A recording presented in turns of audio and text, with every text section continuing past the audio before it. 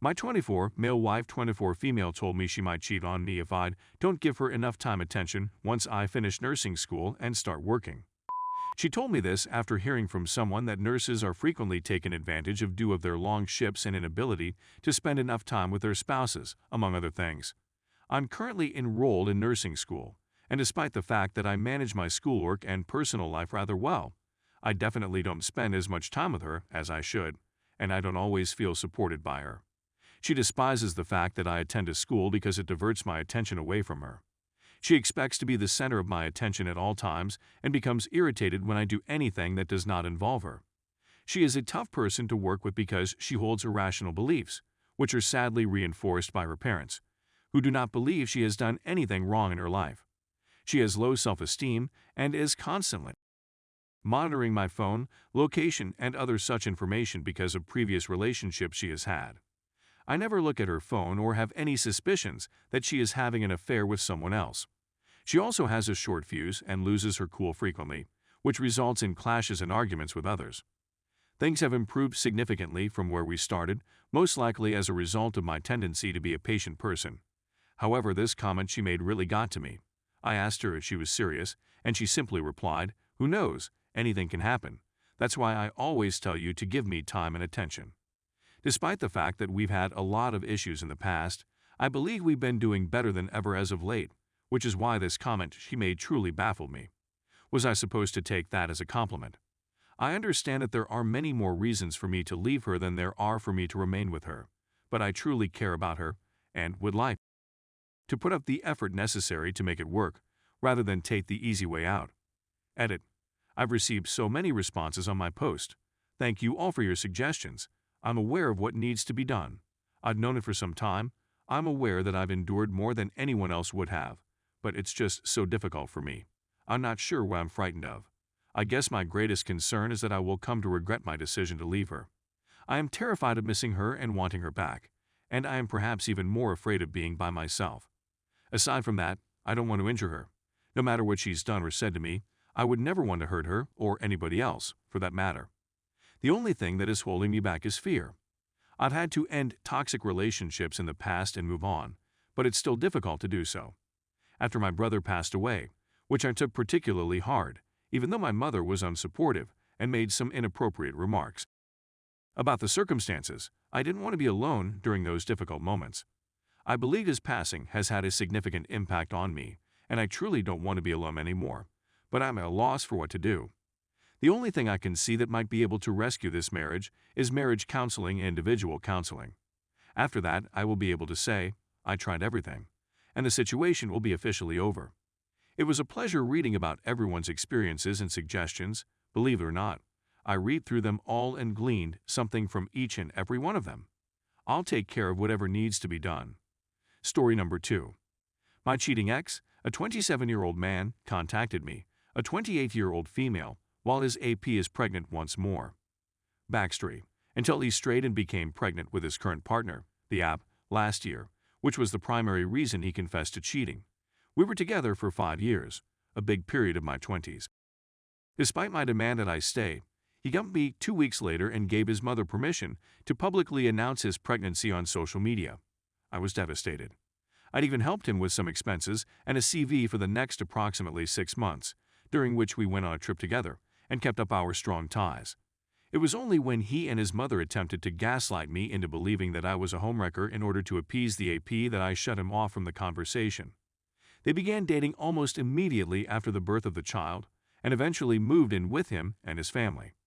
Everybody, including myself, knew about it because his mother made sure we all knew about it. It was his understanding that they were still together and lived about 10 minutes away from me, but he did mention whether or not they were still dating at the time. My ex-boyfriend had attempted to contact me by email once before, but I had ignored him. P.S.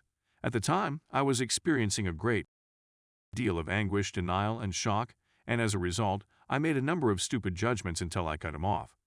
It required the intervention of a former friend for me to finally recognize him for what he truly is, a liar and a cheat, and to be able to move past the situation.